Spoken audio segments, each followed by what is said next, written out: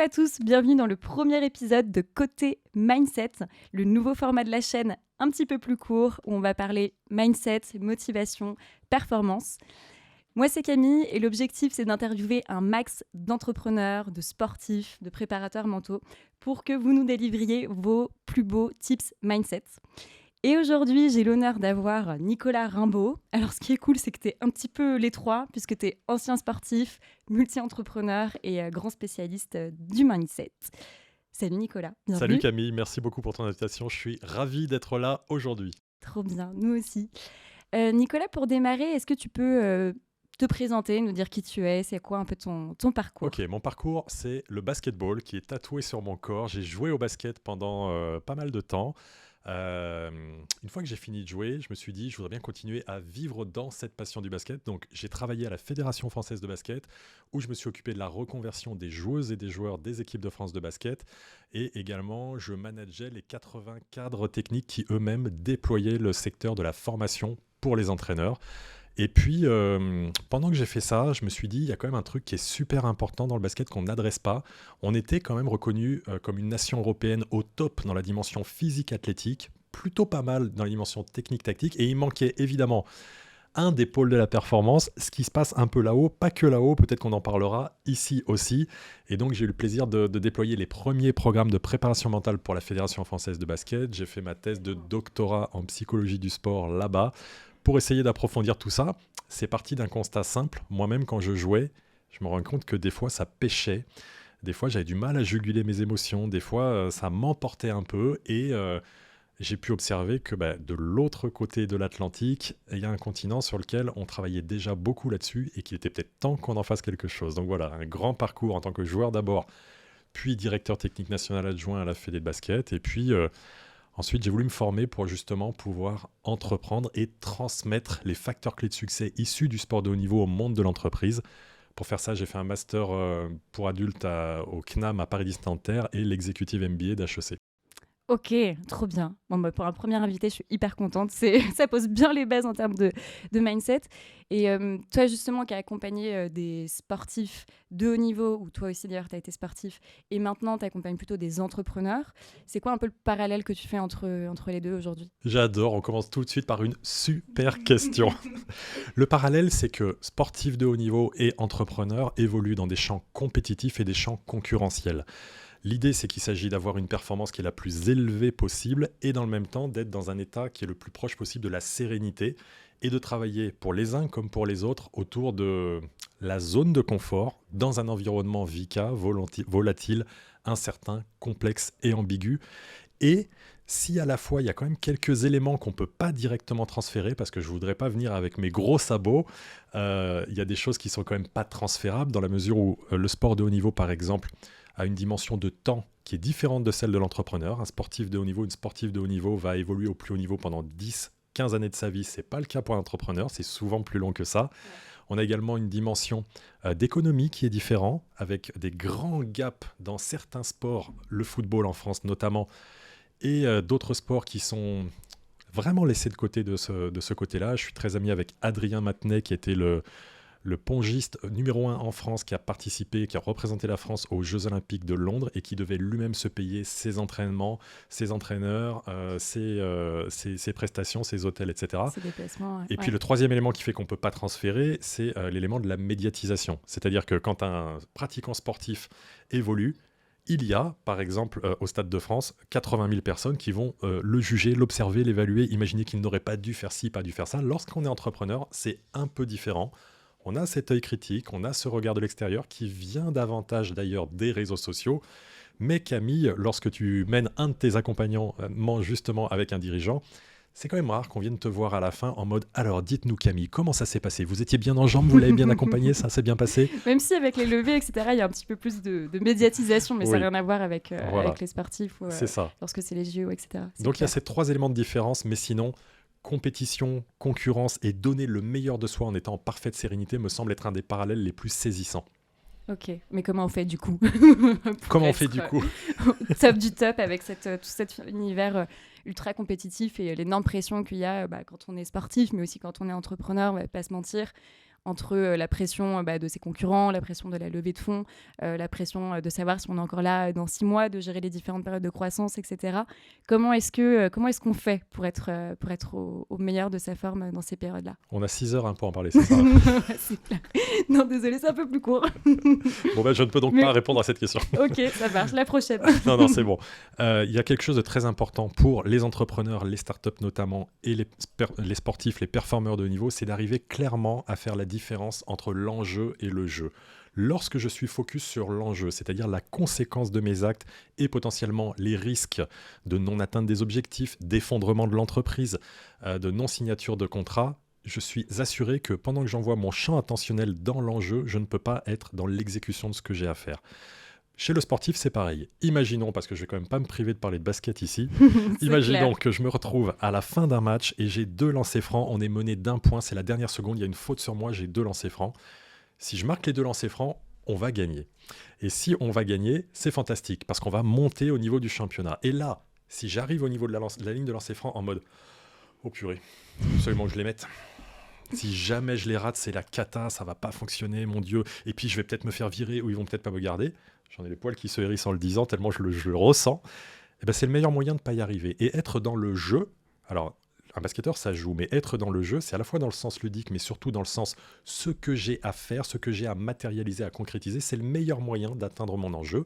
J'ai juste à me retrouver devant cette ligne et de dire mais c'est magnifique, j'en ai tiré des milliers toute ma carrière, je dois exécuter ma routine pour pouvoir faire ce que j'ai à faire, et ensuite la conséquence viendra. Et l'erreur que commettent certains sportifs de haut niveau et certains entrepreneurs, c'est d'être toujours dans cette quête du résultat qui n'est que la conséquence de ce qu'on fait. Donc déjà pour y arriver, c'est se recentrer sur « Ok, ici et maintenant, qu'est-ce que j'ai à faire ? Le reste ne m'appartient pas, puisque le reste ne sera qu'une conséquence temporelle liée à mes comportements de maintenant. » Ok, super. Et c'est hyper intéressant. Il y a pas mal de choses qui me viennent en tête, que ça soit entre les routines, le fait d'être vraiment dans l'instant présent à ce moment-là. Aujourd'hui, si tu devais justement donner 3 conseils ultra concrets, compréhensibles par tous à des entrepreneurs de Station F par exemple, ou d'ailleurs, ça serait quoi pour qu'ils évoluent justement en termes de mindset? Ok. Déjà peut-être, puisque tu viens de rebondir sur la question de la routine, mettre en place une routine très simple chaque fin de journée, journée lors de laquelle on a exécuté ce qu'on devait exécuter. C'est la routine que j'aime appeler la routine BMW. Première question à se poser, qu'est-ce que j'ai fait de bien aujourd'hui ? Plutôt que de rentrer chez soi et de se dire « Oh là là, mon Dieu, c'est terrible, tu te rends pas compte, j'ai eu une journée pourrie parce qu'en fait, il y a tel client qui a fait ça et puis on voulait ci, ça. » Et en fait, on résume notre journée parfois sur un micro-événement négatif, bien souvent, le cerveau reptilien étant à l'œuvre, alors qu'on a vécu plein de belles choses derrière. Donc la première chose, c'est de se stabiliser sur un socle lié à ce que j'ai bien fait, qui va me permettre de me nourrir et de rendre compte que peut-être que j'ai connu quelques moments de galère, de difficultés, de troubles, mais j'ai bien fait des choses. Ça, c'est le B. Je ne sponsorise pas d'ailleurs BMW. Oui, c'est facile à retenir, mais sauf si BMW nous entend et veut me récompenser de ça. Il y a de la place pour côté mindset. Voilà, alors on va enchaîner avec le M de mindset, justement. La question après, qu'est-ce que j'ai bien fait, le B de bien, c'est qu'est-ce que je peux mieux faire pour la suite, en l'occurrence pour ma journée de demain. Qu'est-ce que je peux mieux faire ? Qu'est-ce que je peux améliorer ? Et ce qui est intéressant, c'est que c'est vraiment sur cette base de stabilité, de solidité, je pars de l'énergie de ce que j'ai bien fait, que je vais travailler sur ce que je veux mieux faire. Alors qu'habituellement, pas mal d'entrepreneurs sont en mode « Ah, ça on a raté, là on est à côté, qu'est-ce qu'il faut qu'on améliore ?» en ne partant pas d'une solidité initiale qui nous permet de structurer ce qu'on a à faire. Et la troisième question à se poser, c'est qu'est-ce que je peux faire pour le BMW, cette fois-ci le W, qu'est-ce que je peux faire qui va rendre la journée de demain et les semaines à venir, dans un temps encore plus long, complètement waouh, complètement extraordinaire.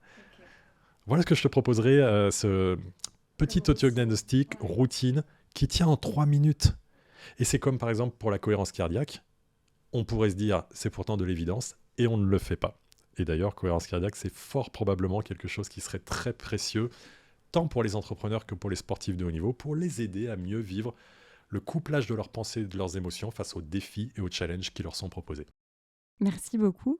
Et donc là, en plus, on est vraiment sur la partie finalement de capitaliser sur des pensées qui sont plus positives par rapport au peut-être flow quotidien, de pensées qui peuvent être plus désagréables, encore plus quand on est un entrepreneur. Donc vraiment de s'ancrer ça pour que ça devienne une habitude et qu'on ait plus tendance à focaliser non seulement notre attention dessus, mais aussi de voir des opportunités pour l'avenir. Et dans les sujets de préparation mentale et dans les sujets que ça soit sportif ou aussi entrepreneur, il y a souvent cette notion de performance. Tu vois, moi, il y a souvent des entrepreneurs qui me disent comment est-ce que je peux être plus performant, comment est-ce que je peux être une machine, comment je deviens une machine. Il y en a plein qui veulent devenir des machines. Sur ce sujet de performance, comment toi t'accompagnes tes entrepreneurs? Comment on fait? J'adore parce que c'est souvent sur cet axe-là qu'on vient me chercher. Okay. Pour atteindre la performance, et tu m'as entendu dire tout à l'heure, performance tout en étant en sérénité, et quelque part on peut y faire un parallèle avec le yang et le yin, le côté très masculin, guerrier, compétiteur, et le côté yin, doux, salvateur, récupérateur. Et j'ai récemment un jeune chef d'entreprise de 30 ans qui m'a sollicité avec les mots que tu utilises. Donc tu vois, tu savais déjà qu'on était connectés, ça le valide encore une fois. En mode, moi je veux être une machine, je veux être inarrêtable, je veux que tout avance, etc. J'ai dit oui, bien sûr, ok. Donc déjà, première étape, dire oui, bien sûr, on va le faire. Okay. Et ensuite, lui servir ce dont il a besoin. Parce que les entrepreneurs qui veulent être des machines nous parlent d'un besoin explicite. Ils conscientisent que leur besoin qu'ils explicitent, celui qu'ils communiquent, c'est de devenir des machines. Mais le besoin implicite qu'ils ont, c'est d'intégrer pleinement qu'un performeur de haut niveau, comme un sportif de haut niveau, c'est quelqu'un qui est intense dans l'action, la réalisation. Donc oui, quelque part ce côté machine, mais également qui est intense dans la récupération, le ressourcement, la relaxation.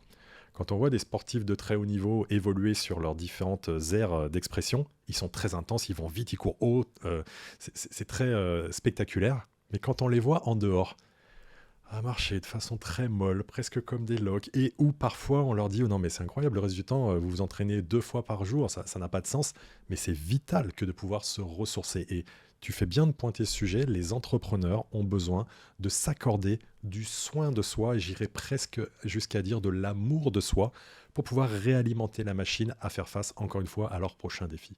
Ok, donc pour être plus performant finalement, tu leur recommandes de bien travailler les temps de récupération après les phases qui sont très hautes et d'aller explorer toutes ces parties de confiance, amour de soi. Comment est-ce que toi comment tu les distingues, etc. Alors, tu le sais en plus, il y a les sujets de la confiance en soi, de l'estime de soi et de la fierté qui sont 3 grands axes qui me semblent importants et qui feront peut-être de nous des entrepreneurs qui auront des résultats de machine sans devenir des machines. Confiance en soi étant est-ce que je me sens capable de faire face au défi qui m'est proposé? Si je suis une start-up et que je vais viser de prendre tant de parts de marché, est-ce que je m'en sens capable? Et à travers le fait de s'en sentir capable, l'autorisation à se dire je peux aller beaucoup plus loin que ce que j'ai appris à travers mon éducation, le système scolaire, etc.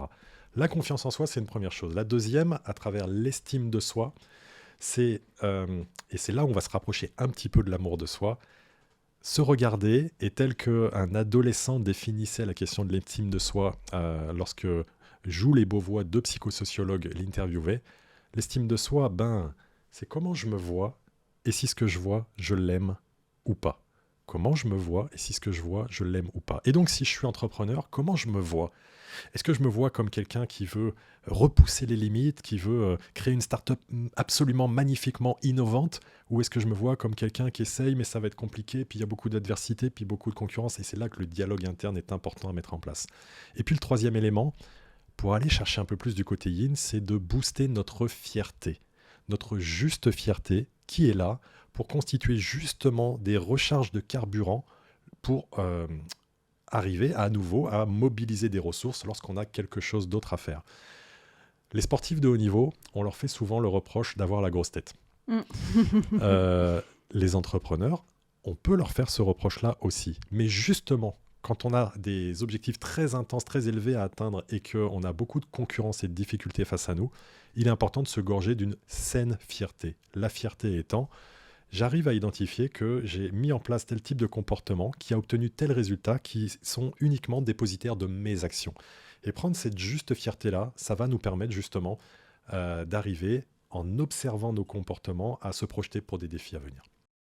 C'est hyper intéressant. J'adore une fois plus ce parallèle avec les sportifs de haut niveau et les entrepreneurs. Je trouve qu'il y a énormément de choses en commun, comme tu l'as décrit aussi au démarrage. Et je suis obligée de poser la question, comme tu as accompagné des sportifs aussi auparavant, est-ce que tu as un exemple d'un sportif qu'on connaît, que tu as accompagné, que tu pourrais nous partager? Je reviendrai sur Tony Parker, que j'ai eu la chance d'accompagner au tout début de sa carrière. Il avait 18 ans, et notamment en équipe de France junior garçon.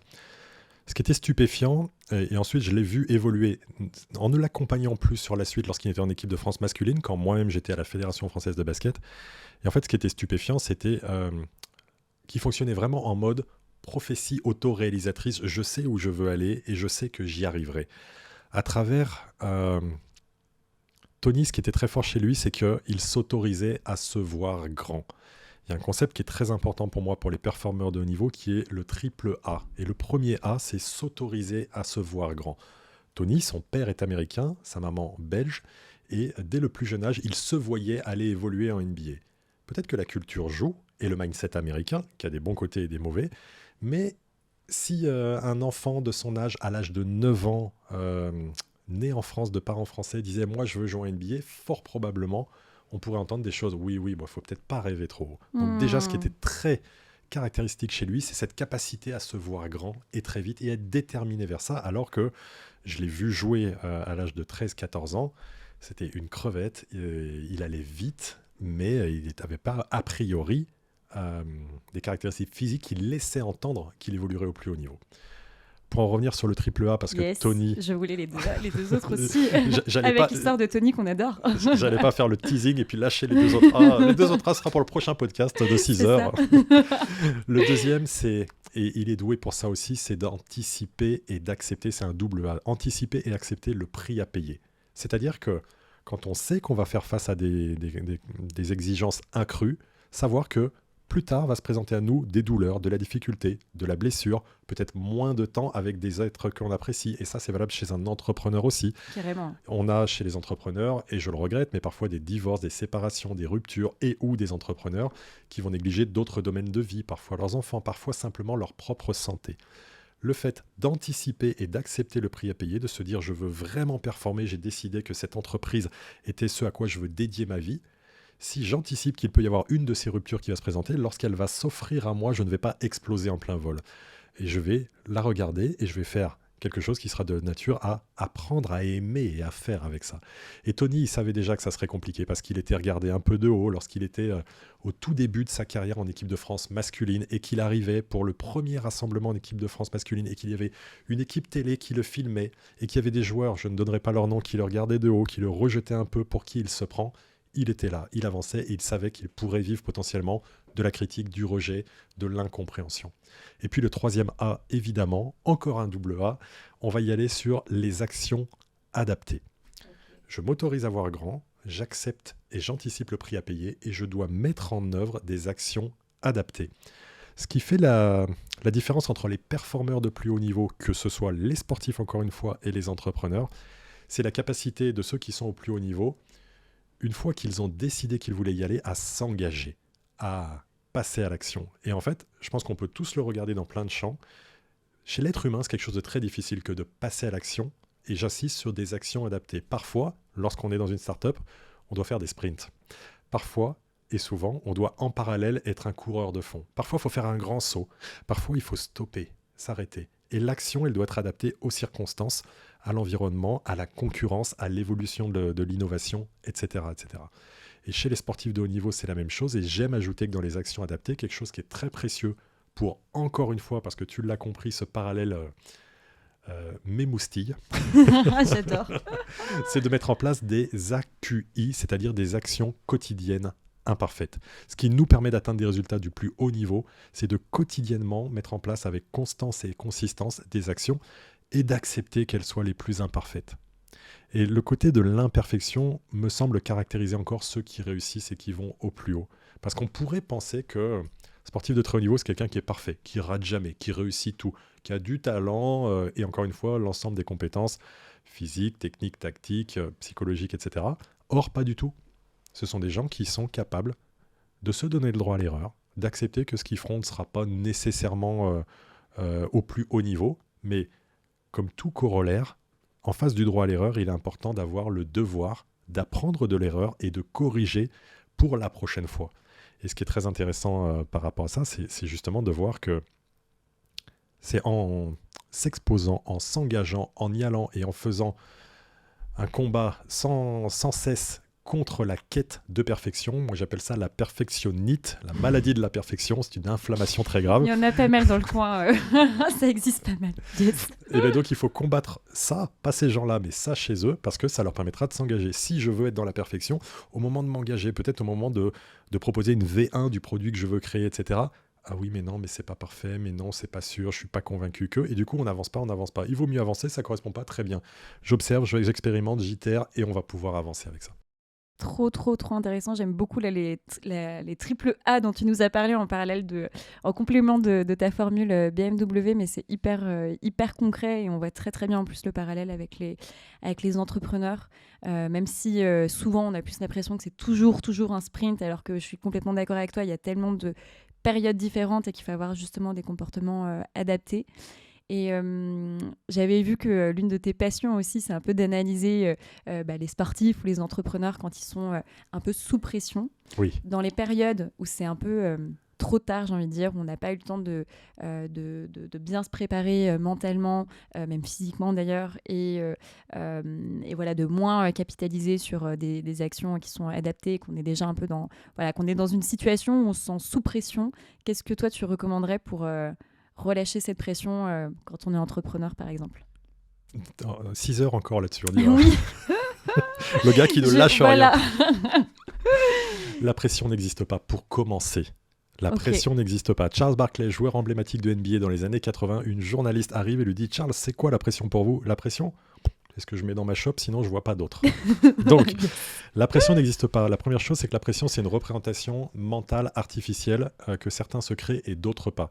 Toi et moi, Camille, on pourrait se trouver dans une même situation et probablement que toi, tu la gérerais très bien parce que tu as l'habitude du contexte de l'environnement et peut-être que moi, je me créerais une pression. Mais la pression en elle-même n'existe pas. Un pompier face à un incendie, il n'a pas de pression. Toi, moi, peut-être qu'on en aurait davantage exactement au même endroit que lui. Donc ça, c'est la première chose. Et la deuxième, potentiellement pour les entrepreneurs notamment, qui passent leur journée à scander le temps de un rendez-vous, un appel, un mail, une interview, un démarchage, une vente sans cesse, j'aime utiliser cet adage qui est se donner un sas d'au moins 1 minute entre 2 de ces séquences. Ça peut être après une interview comme celle-ci et avant de passer à un travail spécifique. Je me donne 1 minute que je vais couper en 2 séquences. Pendant la première partie, les premières 30 secondes, je vais dire la chose suivante. Relâche la pression. Relâche la pression. Relâche la pression. Et je vais visualiser la pression que je me suis mis liée à la tâche que je viens d'exécuter. Donc pendant les 30 premières secondes, je relâche la pression liée aux tâches d'avant parce que je ne veux pas repartir avec celle-ci pour ce que j'ai à faire après. Et puis ensuite, ce qu'on va essayer de faire et de se dire pendant les 30 secondes suivantes, c'est guide-toi avec ton intention. Guide-toi avec ton intention. Pose ton intention. Parce que ce qui peut nous générer de la pression, c'est d'être en permanence sur le même type de voltage électrique en fait. Et on vient ici, sache que moi, avant de venir ici, je me suis guidé sur une intention qui était une intention de connexion, de partage, avec toi évidemment, mais même ici, dans l'ici et maintenant, au moment où on tourne, une volonté de connexion avec les gens qui vont nous regarder plus tard. Et je sais qu'en faisant ça, alors déjà d'une part, je chasse toute pression, mais en même temps, j'alimente vraiment l'intention que j'ai et l'effet de rayonnement que je souhaite pour qu'on puisse, toi et moi, partager ça au plus grand nombre. Relâche la pression, pose l'intention. Ça nous permet aussi de se dire à un moment donné, stop, cool, relax. Génial. Et en plus, j'aime beaucoup le côté 1 minute où ça paraît accessible, oui, où tout le monde peut justement s'accorder 1 minute entre 2 rendez-vous, etc. Parce que sinon, il y a un petit peu le côté où on se dit, alors il faut se lever plus tôt, il faut aller faire plus de sport, etc. Et en fait, c'est une montagne de choses qui paraissent insurmontables et qui finalement ne sont pas faites, alors que des choses toutes simples qui nous permettent de redescendre d'un étage, je trouve que c'est un super conseil. Je voudrais rebondir sur ce que tu viens de dire. Tu m'as amené une idée hyper importante. Le coup de se lever plus tôt. Il y a plein d'entrepreneurs et notamment de start-upers qui pensent qu'il faut faire le coup du 5 a.m. club. Exactement. On se lève 1 heure plus tôt et il faut, parce que c'est comme ça que les grands entrepreneurs américains Miracle font. Morning. Le fameux Miracle Morning et le Savers qui va avec. Sauf que, pour moi, pour chasser la pression, pour avoir le plus d'énergie, et quelque chose qui est fondamental pour moi et que je traque avec ça, c'est mon sommeil. Et pour moi, on doit avant tout respecter nos rythmes de sommeil. Il y a des gens pour qui se lever à 5 heures, ça sera une torture et au final, ça sera contre-productif parce que leur chronobiologie ne s'inscrira pas dedans et ça sera contre-productif par rapport à ce qu'ils pourront déployer dans la journée. Et il y en a d'autres qui vont avoir besoin de se coucher tôt pour pouvoir bien performer le lendemain. J'en fais partie. Et donc en fait, l'idée, plutôt que de se créer des routines comme ça qu'on voit ici ou là auprès de personnes qui certes peuvent nous inspirer, c'est toujours aussi de se poser la question, chouette, cool, intéressant. Maintenant, est-ce que ça me correspond ? Est-ce que c'est mon énergie ? Est-ce que c'est ma physiologie ? Et si oui, fonçons, c'est magnifique. Si ça ne l'est pas, comment est-ce que je peux adapter ça pour que ça me ressemble ? Moi, j'ai fait un premier séminaire, ce qui m'a vraiment ouvert les chakras du développement personnel, et depuis, j'ai déposé à l'INPI le dépassement personnel. Ce qui m'a ouvert le développement personnel, c'était Unleash the Power Within avec Tony Robbins à Londres. On était 11 000 dans la salle. Et Tony Robbins, son truc à lui, c'est action massive, action massive, action massive, action massive, mais parce que c'est son énergie. Et j'ai retenu ça, mais en même temps, je me suis dit, moi, mon énergie, c'est pas de faire de l'action massive tout le temps. D'où les actions adaptées dont je parlais tout à l'heure, les actions quotidiennes imparfaites dont je parlais tout à l'heure. Des fois, je dois déployer des actions massives, mais pas tout le temps. Pourquoi ? Parce que justement, je ne suis pas une machine. Donc je trouve que c'est très important de, évidemment, quand on est entrepreneur comme sportif de haut niveau, d'apprendre à se connaître. Qu'est-ce qui m'épuise ? Qu'est-ce qui me prend de l'énergie ? Qu'est-ce qui m'en donne ? Qu'est-ce qui génère des émotions pour moi ? Et ensuite de construire tout ce qu'on a à construire sur cette base-là. Et c'est pour ça que la connaissance de soi, elle est tellement fondamentale pour pouvoir réussir et performer à haut niveau, selon moi. Génial. Écoute, on finit sur une espèce de punchline qui est vraiment pas mal. Et en plus, j'aurais envie d'en parler pendant des heures, mais cette notion de sommeil aussi, tu as raison, elle est extrêmement importante. Et c'est assez marrant parce que moi, dans les différents échanges que j'ai eus avec des entrepreneurs là, ces derniers mois pour la construction de ma boîte, quand je leur parlais des différents pain points, etc., le sommeil, c'est un truc de dingue. Et tout le monde me dit, en vrai, ça va, je tiens, mais il y a juste un truc où c'est l'enfer, c'est que j'arrive plus à dormir, etc. Et ça, je pense qu'il y a un énorme sujet à avoir, mais je pense que tu as raison déjà. Bien écouter son cycle, bien écouter son énergie et en fait tout simplement ne pas copier ou en tout cas ne pas imiter, même si c'est des personnes qui nous inspirent et s'approprier son propre mécanisme et son propre fonctionnement. Je trouve que c'est primordial. Magnifique. Génial. Alors, Nicolas, ce que je te propose pour conclure, même si on a eu plein de clés dans tous les sens qui sont passionnantes, toi, si tu devais retenir un point qui, à titre perso, t'avait changé la vie en termes de mindset, ce serait lequel ? Waouh. Bon courage. En direct live, c'est parti. En direct, c'est parti. Un point qui m'a changé le mindset, si clairement, ce bon vieux principe, et je le dis avec beaucoup d'amour, de la pleine et entière responsabilité. Je pourrais te parler rapidement du triangle de Karpman, où on peut plonger dans des rôles de victime et ou de persécuteur pour se déresponsabiliser, voire de sauveteur, ce qui est très courant dans des professions ou d'accompagnants comme nous. « Ah, t'as besoin de moi, je te tiens, etc. etc. » Et en fait, quand quelque chose se passe mal, si j'arrive à travailler le plus que je peux sur le fait de prendre pleinement mon entière responsabilité de ce qui se passe, c'est une très bonne nouvelle parce que si je fais ça, je vais pouvoir actionner, trouver, modéliser des leviers qui me permettront de rebondir dessus et y aller.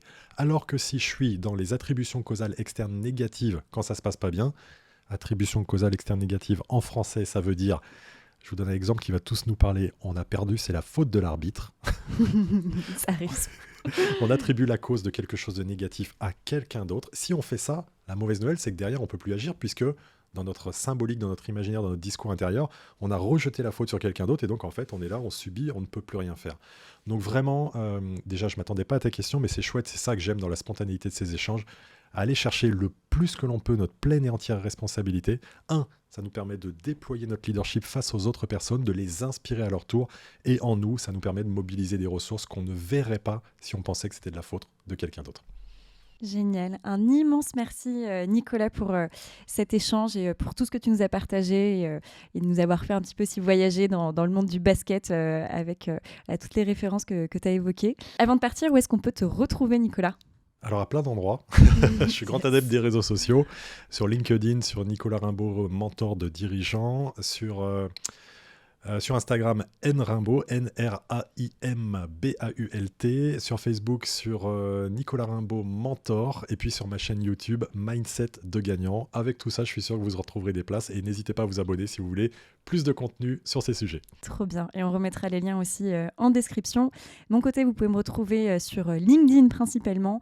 Et n'hésitez pas à vous abonner à la chaîne si ce n'est pas encore fait pour retrouver tous les prochains épisodes de Côté Mindset et pouvoir développer votre mindset, votre motivation et être plus performant au quotidien. À très vite. À très bientôt.